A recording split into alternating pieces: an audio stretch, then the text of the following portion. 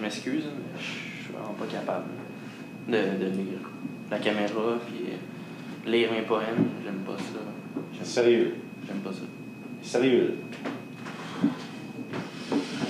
Un texte, quelques secondes, pas capable. Je sais que la première fois que j'ai rencontré Larouche, c'était au Café Chaos en 2009.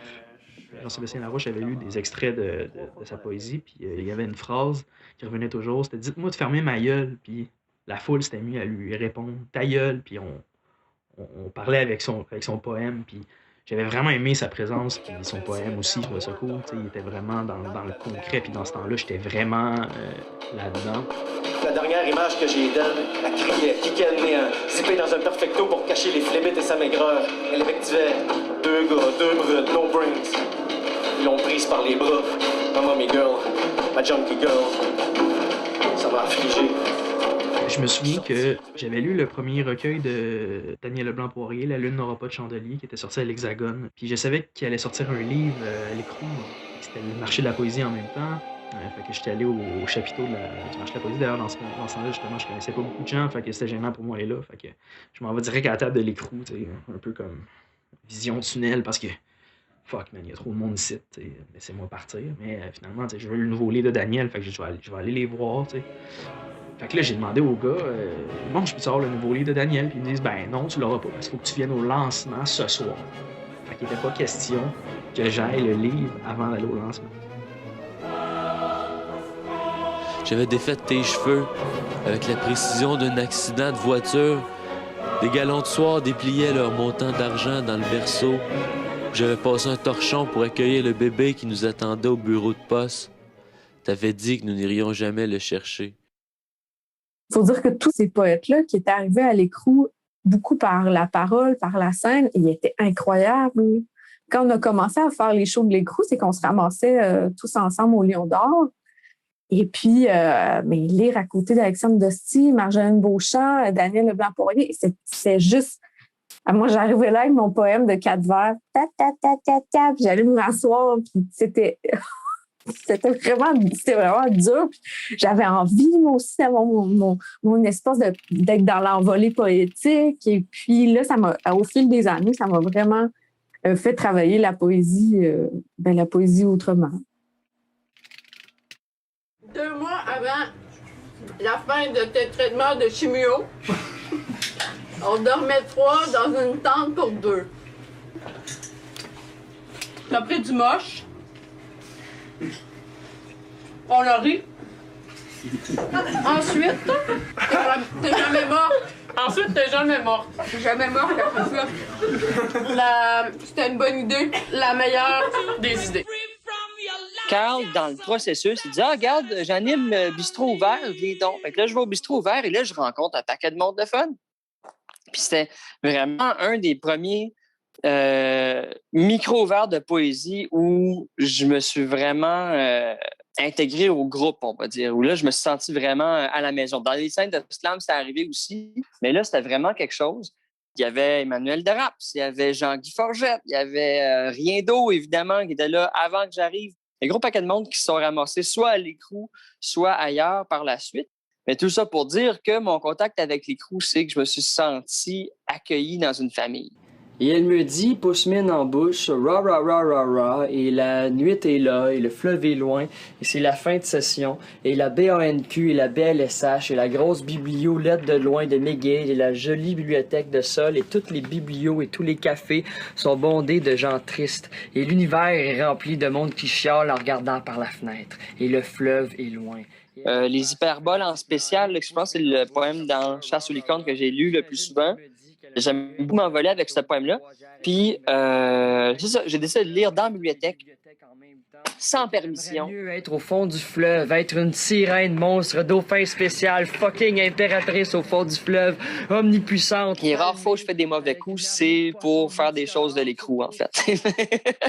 C'est pas parce que l'écrou se prête au mauvais coup un peu, mais l'écrou, c'est tannant quand même. C'est ce que j'aimais aussi. Grouillant de Saint-Lâche du lac Jersey, moi, né clou de cercueil, mégots presque éteints, sur les couvertes chauffantes de la paroisse, dans votre sourire de carême fendu, sur votre crise de langue d'écharpe braillarde.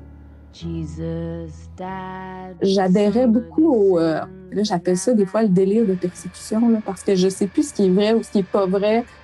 L'écrou, quand même, on se faisait souvent dire qu'on était le craft dinner de la poésie. Avec des 2 étoiles, là, il y en a eu en masse. On se faisait souvent rabaisser parce qu'il y avait pas... Il y avait cette idée-là que l'écrou faisait pas de travail d'édition, faisait les choses à la va-vite, essayait juste de trouver la nouvelle saveur du mois. Puis c'était vraiment une mécompréhension complète de ce qui avait été mis en place par JS puis Carl. Même si on est fucké dans la tête, on se met-tu beau? Let's go, on se fait une fête. Je t'emmènerai manger des espèces en voie d'extinction, on tombera dans boisson chère, fuck nos REER. Puis on enverra chier le saucier pour que ça goûte encore meilleur. On se met-tu beau même si on est fucké dans la tête? Pendant que ça gosse sur leur nucléaire, que les kids se mitraillent à récréation, que les pauvres ont plus de genoux à plier, qu'on sait plus différencier les tourettes de ceux qui parlent dans leur cellulaire avant que tout pète, tu sais. En fait, on se rejoint tous sur cette idée-là d'être un peu contre la bourgeoisie culturelle, de faire les choses un peu en dehors de ce qui est en place dans l'industrie du livre. Même si, bon, on révolutionne. Je veux dire, ça restait des livres, là. Mais d'être toujours dans une manière de faire qui est un peu différente. Checkez-moi le mot de VV. 2V. Poète peut-être pantoute. Peut-être du badge. Peut-être de la tête. Je suis encore là à parler de la Beauce, maudite Beauce. Faut comprendre qu'on n'en revient peut-être pas. Que ça m'écœure tellement que je m'en sortirai jamais. Quand tu publiais à l'écrou, tu choisis qui fait le cover. Si t'en as pas, les autres connaissent mes villes, tu sais.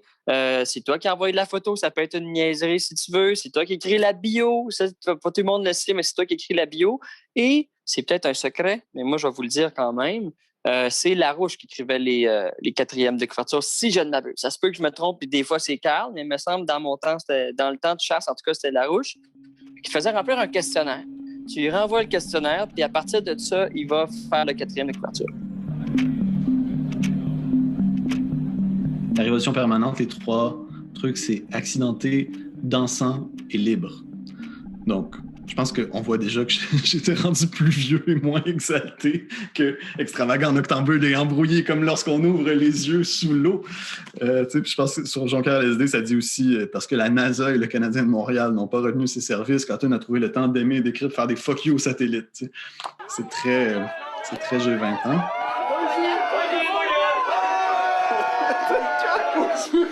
À la fête, je pleure, les scènes sèchent mes poches, larges comme un ciel. Tiens, plafond, peau de miel, les étoiles fondent dans ta jambe royale. J'avais écrit ce recueil-là de quelques poèmes à cause d'une peine d'amour. Qui écrit un premier recueil de poèmes pour autre chose qu'une peine d'amour? Donc, j'étais éperdument triste. J'avais l'impression d'avoir gâché ma vie en laissant ma première copine que j'aimais encore. Hier, les gardiens sont venus inspecter nos religions. Ils bavaient des CIA de papillons sur ce qu'on croyait unique au monde. Il y a un tout petit recueil qui suit ça, qui s'appelle Poème à Jocha. C'est qu'à l'époque où je finalisais le livre, j'étais tombé amoureux de Michal Jocha Bielinski, qui est une écrivaine aussi qui a publié à Peuplade cette année. Et puis, mon Dieu, que je l'aimais, puis que c'était intense, puis on s'était fiancés, puis je lui écrivais plein de poèmes, parce qu'elle écrivait aussi. On était dans une espèce de relation comme ça, là, où est-ce qu'on s'écrivait des poèmes tout le temps. Puis j'ai un peu écrit ce livre-là pour m'excuser d'avoir écrit un livre pour mon ex-copine. C'est pour ça que le livre finit avec Poème à Jocha. Quand je t'ai croisé cette fois-là, les étoiles étaient des mouches fabuleuses. T'avais imprimé ta forme à ma substance. J'entendais pas, mais j'imaginais le son des glaciers qui se caressent en glissant ses axes de la terre. Je pleurais de la glace dans ton drink, puis j'aimais l'espoir de ton cœur.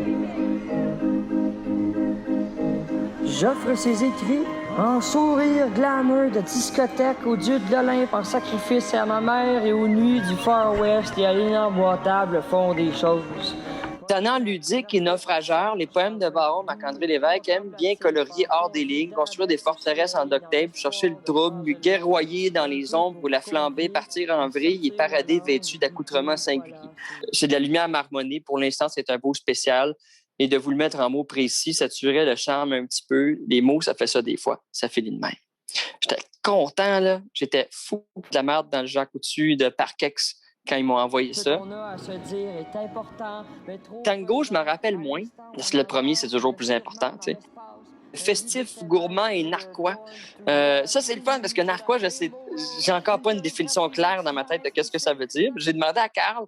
Je dis, moi, mais Carl, tu décris ma poésie avec le mot narquois, mais je sais pas c'est quoi narquois. Ça sonne vraiment fancy comme mot. Tu dis, ah non, mais tout le monde connaît ça, narquois, attends une minute, ça se peut, comment je te l'expliquerais? Comment qu'on expliquerait? Narquois, en fait, c'est ça de même. Je dis, OK. Puis encore une fois, si quelqu'un me demande la définition de narquois, je vais faire ça de même. Je sais pas plus qu'est-ce que ça veut dire, j'ai pas osé fouiller, mais pour moi, narquois, c'est Carl qui fait ça comme ça. C'est peut-être pas ce que vous lisez d'habitude, mais je pourrais vous conseiller quelque chose qui vient d'arriver dans la section poésie. Ouh, section poésie. Carl Bessette, quel être merveilleux. Genre, tu sais, le gars, il mesure genre 7 pieds 15, puis il a un accent français. Il a grandi en Suisse. C'est genre le fils de l'entraîneur du club de hockey de Lausanne. Puis, c'est une espèce de monstre athlétique qui écrit des alexandrins, qui est comme le gars le plus outgoing au monde. Pour aller avec ça, Denis a fait des petites trouvailles dans la section poésie. Ouh, section poésie.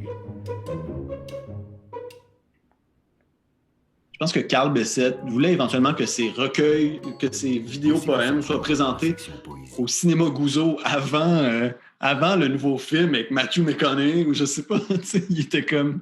Il n'y avait pas de limite à ce que ce gars-là voulait.